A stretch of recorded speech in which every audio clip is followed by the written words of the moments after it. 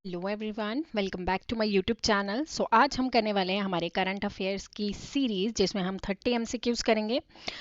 ये जो है ये हमारे जो भी जेके एसएस के बी के एग्ज़ाम्स होते हैं या हमारे जेके एएस का प्रीलिम्स के एग्ज़ाम्स है, उसके एग्ज़ाम के पॉइंट ऑफ व्यू से जो ये क्वेश्चंस हैं ये काफ़ी इंपॉर्टेंट है।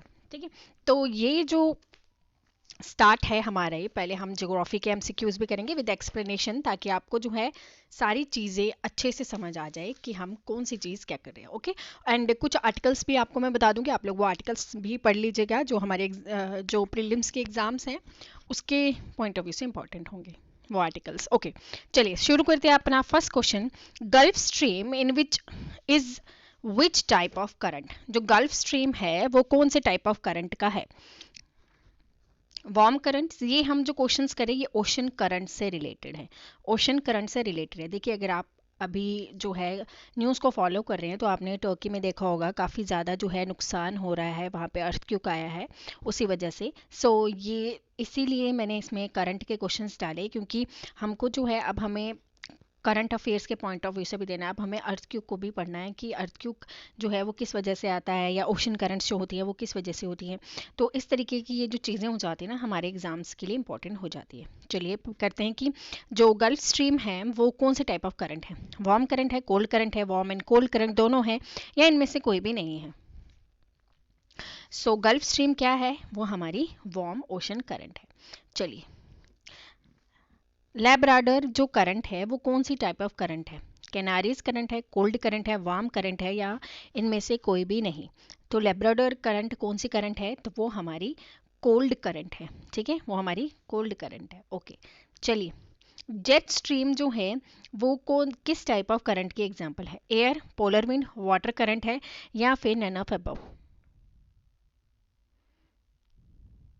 क्वेश्चन नंबर 3 का आंसर है ए, एयर करंट है वो।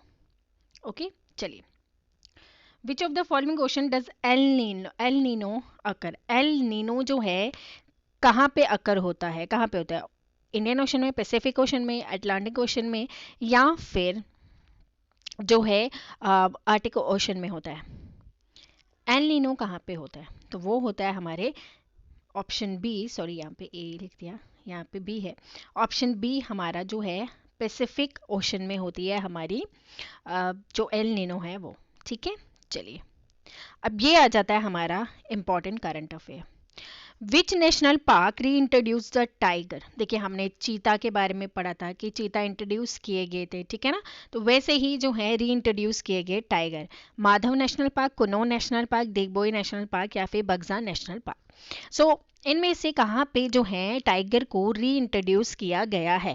बट यहाँ पे जो टाइगर री इंट्रोड्यूस किया है ना, तो ये बाहर से नहीं लाए, कहीं से बाहर से नहीं लाए। जैसे ये जो है चीता बाहर से लाए थे, तो ये जो टाइगर है ये कहीं बाहर से नहीं लाए, ये विद इन द जो नेशनल पार्क है वहाँ से लाए हैं। तो ये है Madhav national park. Madhav national park में जो है टाइगर को री इंट्रोड्यूस किया जाएगा। अब माधव नेशनल पार्क कहाँ पे है? ये मध्य प्रदेश में। जैसे कुनो नेशनल पार्क जो है ये भी मध्य प्रदेश में। ठीक है, अंडरस्टूड। चलिए, नेक्स्ट क्वेश्चन है, नामदफा जो है ये नेशनल पार्क कौन सी स्टेट में है? नामदफा नेशनल पार्क कौन सी स्टेट में है? आंध्र प्रदेश में है, मणिपुर में है, अरुणाचल प्रदेश में है, या फिर असम में है? इनमें से कहाँ पे है हमारा नामदफा नेशनल पार्क? इसका जो करेक्ट ऑप्शन है वो आ जाता है हमारा option number C, that is हमारा अरुणाचल प्रदेश। अरुणाचल प्रदेश में नामदफा नेशनल पार्क ये काफ़ी ज़्यादा न्यूज़ में था, तो हम जान लेते हैं कि ये न्यूज़ में क्यों था। ये अरुणाचल प्रदेश इसलिए न्यूज़ में था क्योंकि यहाँ पे एक बर्ड जो हेलन बटरफ्लाई है ना, बटरफ्लाई, ये हेलन बटरफ्लाई यहाँ पे दिखी थी। ठीक है, ये फर्स्ट टाइम इंडिया में दिखी थी, फर्स्ट टाइम इंडिया में दिखी थी। और दिखी भी कहाँ पे थी? हेलन बटरफ्लाई अरुणाचल प्रदेश में दिखी थी, और दिखी भी थी नामदफा नेशनल पार्क में ही दिखी थी। तो हेलन बटरफ्लाई दिखी थी नामदफा नेशनल पार्क में। जो ये बटरफ्लाई है ये ब्लैक कलर की है, और इसमें थोड़े से पैचेस हैं, और इस बटरफ्लाई की ना टेल भी होती है छोटी सी, तो इसीलिए जो है ये बहुत ज़्यादा खास है। तो इसका जो नाम है, इसका साइंटिफिक नेम है पापिलो नोबिली। ठीक है, इसका साइंटिफिक नेम है। ये म्यांमार, ये थाईलैंड में भी पाई जाती है। ठीक है, तो ये था, इसीलिए नामदफा नेशनल पार्क काफ़ी ज़्यादा न्यूज़ में था, क्योंकि वहाँ पे हेलन बटरफ्लाई जो है नामदफा नेशनल पार्क में मिली थी। तो हमसे ये तो नहीं पूछा जाएगा कि हेलन बटरफ्लाई कहाँ पे मिली थी, बट आपसे ये पूछा जा सकता है कि नामदफा नेशनल पार्क कौन सी स्टेट में है। चलिए, महादया जो रिवर है वो किसकी जो है लाइफ लाइन है, is a life line of which state? Goa, Karnataka, Kerala या फिर आंध्र प्रदेश? तो ये जो है, इसका जो करेक्ट ऑप्शन है, ये महादयी रिवर, इसका है गोवा। गोवा की ये लाइफ लाइन है। अब जो ये है महादयी जो रिवर है, इसको मांडोवी रिवर भी बोला जाता है। मांडोवी रिवर भी बोला जाता है। तो मांडोवी रिवर इसको गोवा में बोला जाता है। तो अगर बात करें हम महादेई रिवर की, अगर हम बात करते हैं महादेई रिवर की, तो इसका इम्पोर्टेंस क्या है? ठीक है, अगर हम बात करते हैं इसकी, तो ये कहाँ पे ओरिजिनेट होती है? ये भीमगढ़ वाइल्ड लाइफ सेंचुरी के पास, यानी कि वेस्टर्न घाट में। ठीक है, वेस्टर्न घाट में ये ओरिजिनेट होती है इन भीमगढ़ वाइल्ड लाइफ सेंचुरी, और जो कहाँ पे है? कर्नाटका में है, इन कर्नाटका। ठीक है, वहां से होते हुए गुजरती है। तो ये जो है महादेई रिवर, इसके ऊपर कर्नाटका और गोवा का डिस्प्यूट चल रहा है। इस पे कर्नाटका और गोवा का क्या चल रहा है? डिस्प्यूट चल रहा है। यहाँ पे क्या हो रहा है? यहाँ पे जो है शेयरिंग रिवर इशू, जो वाटर शेयरिंग है ना, जैसे कावेरी रिवर पे था, वैसे water sharing issue between Karnataka and Goa के बीच में हो रहा है। अब यहाँ पे क्या हो रहा है? एक कलासा बंडूरी वाटर डाइवर्जिंग प्रोजेक्ट बनाया जा रहा है इन मांडोवी नदी पे। कौन बना रहा है? ये कर्नाटका बना रहा है। अब गोवा जो है वो बोल रहा है कि अब हम भी तो मांडोवी रिवर का जो है पानी यूज़ करते हैं, अगर आप इसमें जो है ये बना देंगे, प्रोजेक्ट बनाएंगे, तो हम कैसे यूज़ करेंगे? तो इसी वजह से इनमें थोड़ा सा डिस्प्यूट चल रहा है। बट जो कर्नाटका है उसे जो है अनुमति मिल गई है कि वो वहाँ पे प्रोजेक्ट बना सकता है। ठीक है, तो एक और चीज़ याद रखनी है आपने, मांडोवी रिवर इसको बोला जाता है गोवा में। एंड गोवा में एक और नदी बहती है जिसको हम जौरी रिवर भी बोलते हैं। ठीक है ना, जौरी नदी जो है वो भी वहाँ पे ही बहती है। ठीक है, और उसके बाद एक और सालिम अली, एक सेकेंड इसको इरेज करके, हाँ, जो सालिम अली बर्ड सेंचुरी है ना, वो इसके island of is located on the island of Chorao of Mandovi river.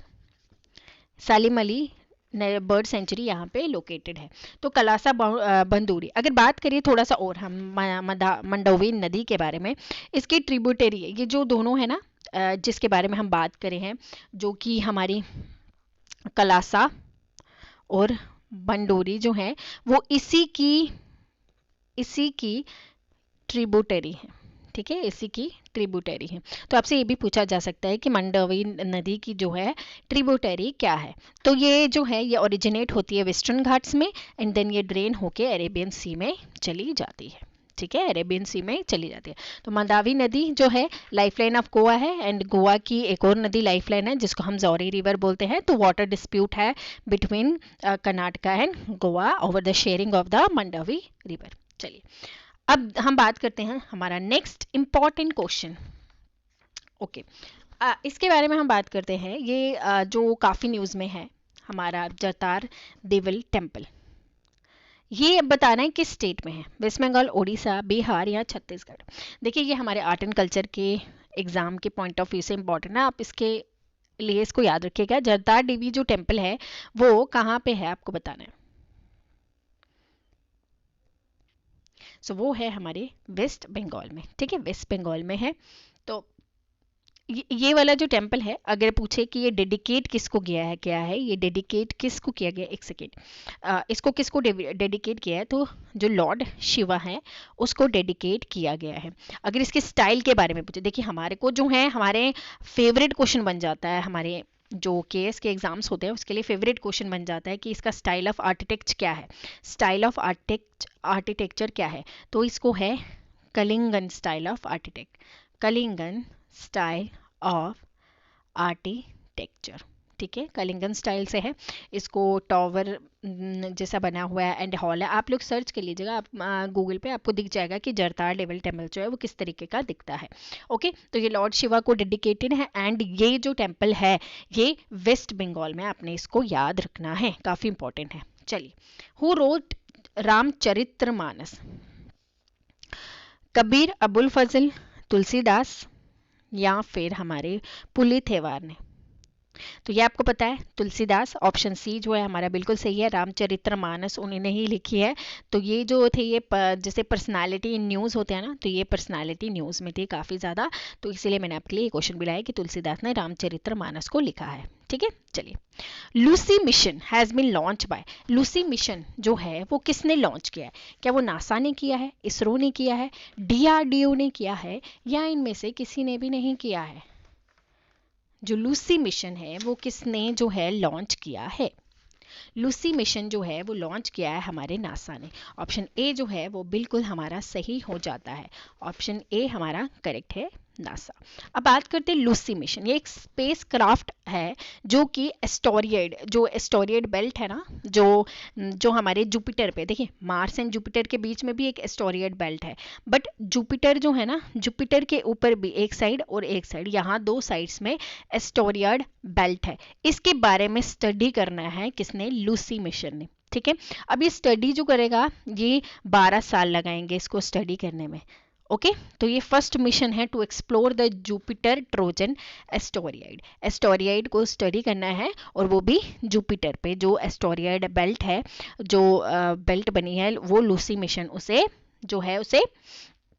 उसको लॉन्च किया गया है, लूसी मिशन को। ठीक है, तो इसका ऑप्शन है option A, that is NASA. चलिए, हलवा सेरेमनी, ये जो है ये इंपॉर्टेंट है, स्टार मार्क कर लो, देख लेना जब हमारा केस के एग्जाम्स होगा तो ये आपको क्वेश्चन जरूर कहीं ना कहीं दिखेगा।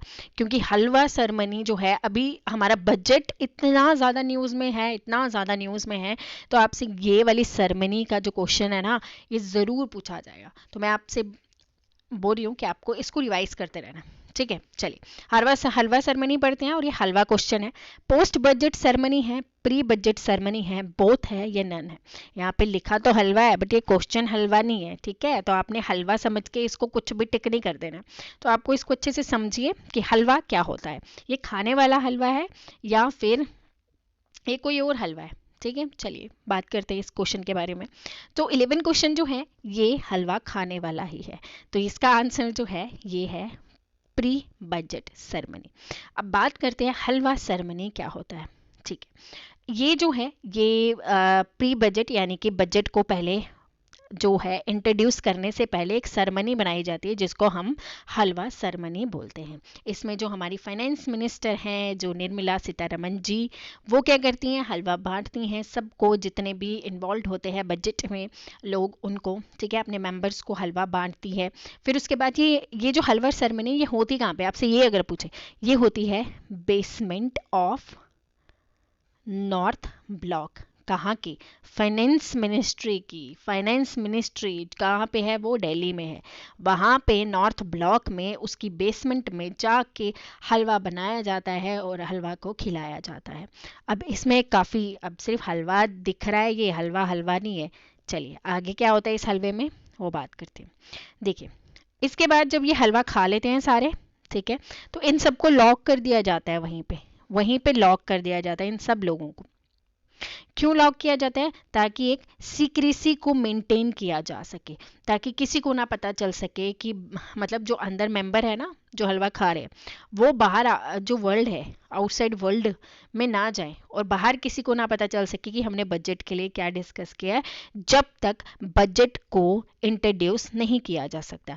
जब बजट इंट्रोड्यूस हो जाएगा उसके बाद क्या हो जाता है? इन सबको छोड़ दिया जाता है। ठीक है, तो समझ गए हलवा सेरेमनी क्या होता है? ये प्री बजट जो है सेरेमनी होती है, मनाई जाती है north block basement of the finance ministry में, जो कि दिल्ली में है। जब हलवा सेरेमनी हो जाती है, जो ऑफिशियल्स होते हैं बजट में इन्वॉल्व होते हैं बजट मेकिंग प्रोसेस में, तो उनको उधरी पे लॉक किया जाता है। ओके, चलिए नेक्स्ट क्वेश्चन पे। रोहिणी, ये वाला क्वेश्चन, ये मैं आपको बोल रही हूँ काफ़ी इंपॉर्टेंट है हमारे पॉलिटी के पॉइंट ऑफ व्यू से। जो हमारा पॉलिटी सेशन है, ओबीसीज के लिए, एससीज के लिए, एसटीज के लिए, या इनमें से किसी के लिए ये कमीशन अभी बिठाई गई थी, ये किसके लिए है? वो है हमारे अदर बाइकआउट क्लासेस के लिए। रोहिणी कमीशन जो है वो बिठाई गई थी। एक और कमीशन बिठाई गई थी हमारे जो बैकवर्ड क्लासेस हैं उनके लिए। कौन सी थी वो थी हमारे, वो आप लोग कमेंट सेक्शन में बताएंगे, मैं नहीं बताऊंगी। आप लोगों ने क्या करना है, कमेंट सेक्शन में जो है थोड़ा सा सर्च करो भाई कौन कौन सी कमीशंस हैं। अगर आप केएस का एग्जाम दे रहे हैं तो आपको तो पता होना चाहिए, आपके टिप्स पे होना चाहिए कमीशंस को, तो आपको पता होना चाहिए कि कौन सी कमीशन किसके रिलेटेड है, ठीक है ना। तो आप लोग बताएंगे कमेंट सेक्शन में, आपका होमवर्क दे रही हूँ मैं आपको। चलिए नेक्स्ट क्वेश्चन करते हैं। Okay, question number 13। एलकोपा टॉयज समटाइम न्यूज में देखा, ये कौन सी स्टेट में फेमस है? आंध्र प्रदेश, असम, कर्नाटका या फिर केरला? ये जो टॉयज हैं, ये एलकोपा टॉयज, ये जो है हमारे आर्ट एंड कल्चर से जो क्वेश्चन है, ये काफ़ी इंपॉर्टेंट बन जाता है हमारे आर्ट एंड कल्चर के पॉइंट ऑफ व्यू से, ठीक है। चलिए अब हमें बताएंगे आप, एलकोपा जो है वो कौन सी स्टेट में है? एलकोपा, एटिकोपा है ये, एलकोपा नहीं एटिकोपा, हाँ एटिकोपा टॉयज, एटिकोपा टॉयज, ओके। एटिकोपा टॉयज जो हैं वो हमारे आंध्र प्रदेश, आंध्र प्रदेश ऑप्शन ए जो है वो हमारा बिल्कुल सही है। इसको एटिकोपा टॉयज को 2017 में क्या मिला था? जीआई टैग भी मिल चुका है इसको, ठीक है, जीआई टैग भी मिल चुका है। सो ये क्वेश्चन इंपॉर्टेंट है, आपने याद रखना है, ठीक है। चलिए एटिकोपा टॉयज जो हैं वो हमारे आंध्र प्रदेश से रिलेट करता है। ये जो टॉयज है ना, ये लकड़ी के टॉयज बने होते हैं, ठीक है, लकड़ी के टॉयज बने होते हैं, तो उसी पे अच्छे से पेंटिंग वगैरह करके, तो ये जो है ये फेमस है हमारे आंध्र प्रदेश में। चलिए एम आई अब्राम्स, एम आई अब्राम्स जो है वो क्या है? बैटल टैंक है, मिसाइल है, एयरक्राफ्ट कैरियर है, या इनमें से कोई भी नहीं? तो एम आई अब्राम्स क्या है? ये है बैटल टैंक, ऑप्शन ए जो है वो बिल्कुल सही है। देखिए इसमें क्या है, यूएस ने क्या किया, यूएस ने अपने ये जो टैंक है ये यूक्रेन दिए, यूक्रेन में भेजे, ताकि वो रशिया के अगेंस्ट जो है वो जो लड़ाई यूक्रेन और रशिया में चल रही है उसमें उनकी वो हेल्प कर सके, ठीक है। तो अब आपको क्या करना है, आपने मैप उठाना है, आपने यूक्रेन की पोजीशन प्लस आपने रशिया के पोजीशन प्लस इनके आसपास जो भी सी हैं या आसपास इनके जो बॉर्डरिंग नेशंस हैं जो इनको टच कर रहे हैं, इनके बॉर्डर्स को, वो पूरी तरीके से पढ़ लेने हैं, ठीक है, आपने ये सब करना है। एम आई एब्राम्स जो है वो बैटल टैंक है जो कि यूएस के द्वारा भेजे गए हैं, कहाँ पे? यूक्रेन में, ठीक है। तो आपने मैप उठाना है, मैप से ये सारी जो कंट्रीज हैं, कंट्रीज के साथ साथ जो इसके बॉर्डरिंग नेशंस होते हैं उनको भी आपको पढ़ लेना है अच्छे से। चलिए next question, SCO Shanghai film festival कहाँ पे हो रहा है? मुंबई, केरला, गोवा, दिल्ली? सो वो हो रहा है, आपको पता है, मुंबई में, ऑप्शन ए बिल्कुल सही है, न्यूज़ में है काफ़ी, तो कहीं ना कहीं एग्जाम्स में आपको पूछा जाएगा। इंडिया का first lithium cell plant, India का फर्स्ट लिथियम सेल प्लांट कहाँ पे है? सो वो है आंध्र प्रदेश में, कर्नाटका में, केरला में, या फिर गुजरात में? So first lithium cell plant पूछा है, फर्स्ट पूछा है आपसे, ओके मैं बता देती हूँ। ऑप्शन ए हमारा कौन सा है? आंध्र प्रदेश। अगर आपसे पूछे कि लार्जेस्ट कहाँ पे, तो आप क्या बताएंगे? चलिए आपका होमवर्क है, ओ सॉरी, ठीक है, नहीं कुछ नहीं, आपने नहीं देखा मुझे पता है। चलिए किसी ने नहीं देखा, मैंने आंसर मार्क किया, किसी ने कुछ नहीं देखा, चलिए आपने कुछ नहीं देखा, आपने बताना है कि लार्जेस्ट लिथियम सेल प्लांट कहाँ पे, ठीक है, लार्जेस्ट लिथियम सेल प्लांट। देखिए अगर आप लोग सर्च नहीं करेंगे, आप लोग पढ़ेंगे नहीं, तो आपको पता कैसे चलेगा कि हमने क्या पढ़ना है? तो इसलिए आपको बता रही हूँ कि आपने लार्जेस्ट लिथियम सेल प्लांट जो है उसको सर्च करना है, करिए, और जो ऑप्शन जो है इसका वो कमेंट सेक्शन में बताइएगा, ठीक है। चलिए विमुक्ता जाति दिवस, ये है डी नोटिफाइड ट्राइब्स, ठीक है। 31 जून, 31 अगस्त, 30 सितंबर, 31 जनवरी कब मनाया जाता है विमुक्ता जाति दिवस? क्वेश्चन नंबर 17 का आंसर बताइए, ये है ऑप्शन बी, डेट इज 31 अगस्त में मनाया जाता है। इंडिया का फर्स्ट स्वच्छ सुजल प्रदेश कौन सा बना है? फर्स्ट स्वच्छ सुजल प्रदेश, अंडमान निकोबार, दमन एंड दीव, कर्नाटका, या फिर न्यू दिल्ली? क्या है इसका आंसर? सो इसका जो करेक्ट ऑप्शन है वो है, होप आपने कर लिया होगा, तो मैं भी आपको बता ही देती हूँ। तो इसका जो करेक्ट ऑप्शन है वो है option number A, Andaman and Nicobar. चलिए रानीपुर, ये तो न्यूज़ में है, ये आप सबको अब तो याद हो गया होगा कि रानीपुर टाइगर रिजर्व है कहाँ पे? उत्तराखंड, उत्तर प्रदेश, चंडीगढ़ बिहार में है, कहाँ पे है? तो ये आपको सबको पता है, हमारे उत्तर प्रदेश में। चलिए पारसी, एक सेकेंड, पारसी इंडियन सोसाइटी। सी ये जो मैं बता रही हूँ ना आपको, ये हिस्ट्री का बेशक है, बट ये जो पर्सनालिटी थी, ये पर्सनालिटी न्यूज़ में थी, तो आपने ये याद रखना है। हमें जो हिस्ट्री के क्वेश्चन पूछे जाते हैं ना, उनकी जो पर्सनालिटी होती है वो न्यूज़ में होती है, इसी वजह से वो क्वेश्चन पूछे जाते हैं। तो मैडम बीकाजी कामा है, स्वरपल्ली, डॉक्टर स्वरपल्ली, भगत सिंह या पुलिथेवर है। इनमें से कौन है पारसी इंडियन सोसाइटी के फाउंडिंग मेंबर, कौन है जिन्होंने फाउंड की? तो वो थी हमारी मैडम बीकाजी कामा। ठीक है, चलिए। कंसीडर द फॉलोइंग स्टेटमेंट, ये क्वेश्चन जो है ये मेरा फेवरेट बन चुका है, क्योंकि ये क्वेश्चन मुझे लग रहा है ये पूछेंगे। तो बताइए, आइडिया ऑफ लाइफ इंट्रोड्यूस किया था प्राइम मिनिस्टर नरेंद्र मोदी ने। 26th United nation climatic conference हुई थी COP 26 2021 में ग्लासगो में। उसके बाद लोग जो हैं लाइफस्टाइल फॉर इन्वायरमेंट यानी कि प्रो पीपल प्लैनेट के बारे में इनमें बात की थी। तो कौन सा इसका करेक्ट ऑप्शन है? ओनली वन है, ओनली टू है, ओनली बोथ है या नन है? सो ये जो है ये है बोथ, यानी कि हमारा ऑप्शन सी, सॉरी यहाँ पे ऑप्शन सी लिखना था, मुंह से बोथ बोल दिया, बट यहाँ पे गलत कर दिया। यहाँ पे सी है ऑप्शन, यानी कि लाइफस्टाइल फॉर एनवायरनमेंट में P3 की बात की है। तो P3 एक्रोनियम जो है इसको भी याद रखिए, pro planet people, pro planet people. ठीक है, 26 यूनाइटेड नेशन हुई थी 2021 ग्लासगो में। उसके बाद 27th कहाँ पे हुई है?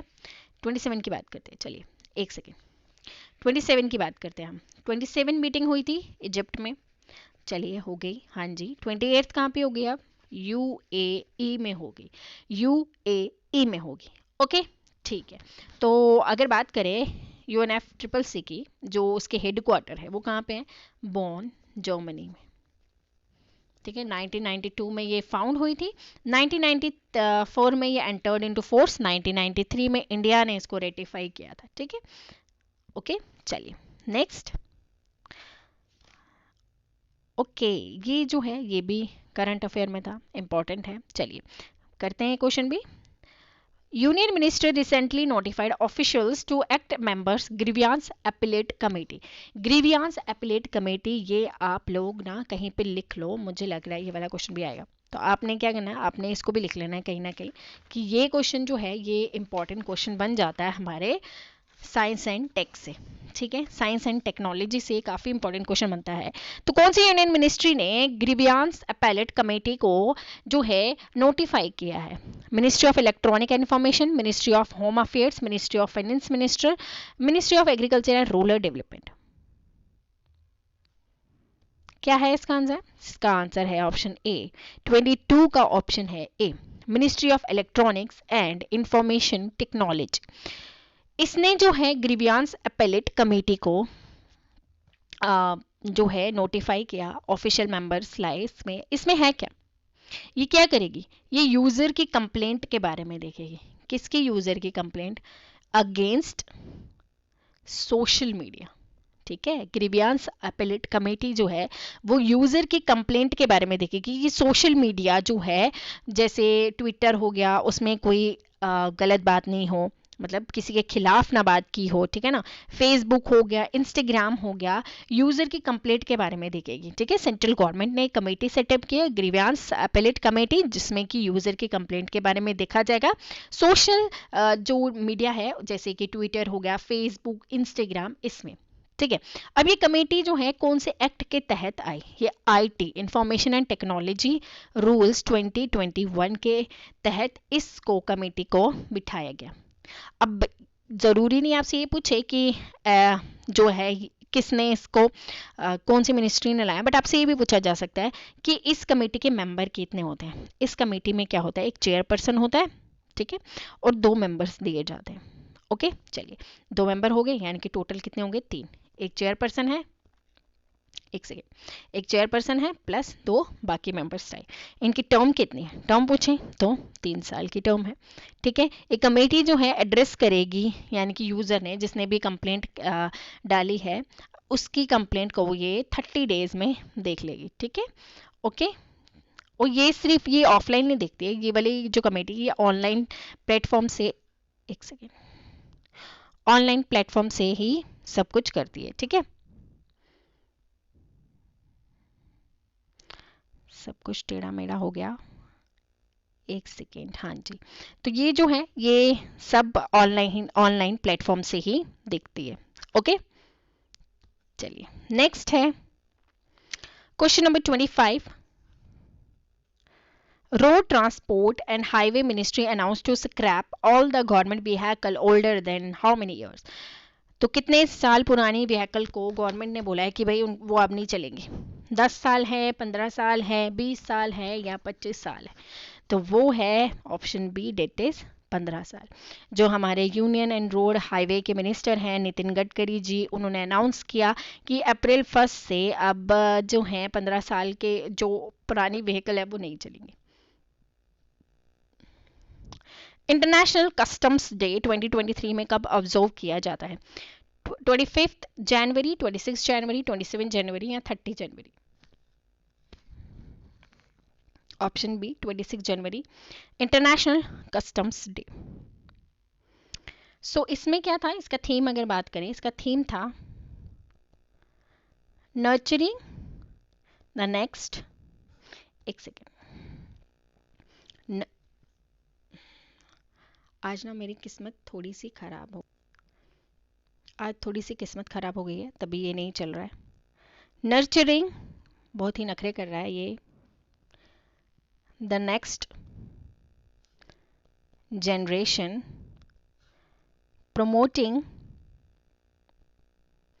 a culture of knowledge। वैसे इतना लंबा तो पूछा नहीं जाएगा, ये बहुत लंबा है, तो आप लोग बस इसका ये डे याद रखिए, इंटरनेशनल कस्टमरी डे। 24 क्वेश्चन का ऑप्शन है बी, ठीक है। चलिए, ब्रिक्स 15 जो है वो कौन समिट कौन होस्ट कर रहा है? न्यू दिल्ली, डर्बन, बेजिंग या मॉस्को?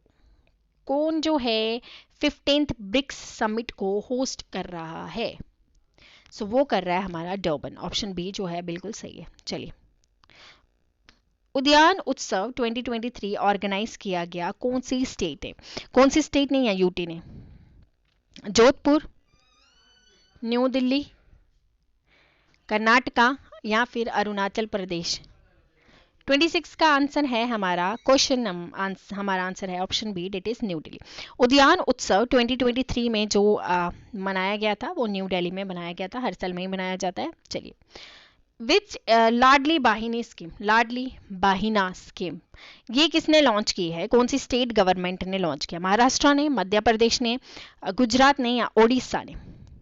तो ये की है option B, that is Madhya Pradesh के चीफ मिनिस्टर ने, उन्होंने लाडली बहिना स्कीम जो है वो लॉन्च की है, जिसमें 1000 रुपए हर मंथ, एवरी मंथ दिए जाएंगे। किसको? पुअर वुमेन, जो गरीब औरतें हैं उनको दिए जाएंगे 1000 रुपए पर मंथ। तो आपको याद रखना, लाडली बहिना स्कीम मध्य प्रदेश से है एंड हर साल उनको कितने रुपए देंगे? हर महीने, सॉरी, 1000 रुपए उनको हर महीने दिए जाएंगे, हर महीने, महीने याद रखिएगा। चलिए, ढोलावीरा, ये भी न्यूज़ में था, ढोलावीरा रिसेंटली न्यूज़ में था, तो यहाँ पे आर्कोलॉजिकल सर्वे हुआ था तो इसीलिए ये न्यूज़ में था। तो ये कहाँ पे है? तो ये है गुजरात में, ऑप्शन सी बिल्कुल सही है। अग्नि वॉरियर जो है एक बायलेटरल, 2 क्वेश्चन बच गए अब हमारे, और हमारे सिर्फ और सिर्फ 28 मिनट्स हुए हैं। चलिए, अग्नि वॉरियर जो है बायलेटरल एक्सरसाइज है, इंडिया और किसके बीच में है? यूएस, फ्रांस, सिंगापुर या श्रीलंका? तो अग्नि वॉरियर जो है वो किस किस के बीच में है? सो वो है सिंगापुर, ऑप्शन सी जो है हमारा बिल्कुल सही हो जाता है। चलिए, कौन सी स्टेट ने freedom of religion amendment act जो है वो पास किया है? फ्रीडम ऑफ रिलीजन कौन सी स्टेट ने पास किया है? ओडिशा, उत्तराखंड? देखिए, हमारे पॉलिटी के पॉइंट ऑफ व्यू से काफ़ी इंपॉर्टेंट हो जाता है, क्योंकि फ्रीडम ऑफ रिलीजन, ठीक है ना। अब आप लोग बताइए कौन सा आर्टिकल बताता है freedom of religion? Odisha, Uttarakhand, Telangana या फिर हरियाणा? तो कौन सी स्टेट गवर्नमेंट ने freedom of religion amendment act को पास किया है? तो वो है हमारी उत्तराखंड, ऑप्शन बी जो है बिल्कुल सही हो जाता है। ये थे हमारे टॉप 30 क्वेश्चन, जिसमें हमने करंट अफेयर्स के सारे क्वेश्चंस को डिस्कस किया है बहुत अच्छे से। होपफुली आपको अच्छा लगा होगा। इस जो लेक्चर है इसका पीडीएफ मैं आपको टेलीग्राम चैनल पे शेयर कर लूँगी, जिसका लिंक डिस्क्रिप्शन बॉक्स में है। होपफुली आप लेक्चर को एंजॉय कर रहे हैं, अपने कॉमेंट करके जो है कीजिए हमें कमेंट, ताकि हम थोड़ा सा और इंस्पायर हो जाए और आपके लिए और एमसीक्यूज लेके आएँ, ठीक है। तो मिलते हैं नेक्स्ट वीडियो में। Thank you and bye bye.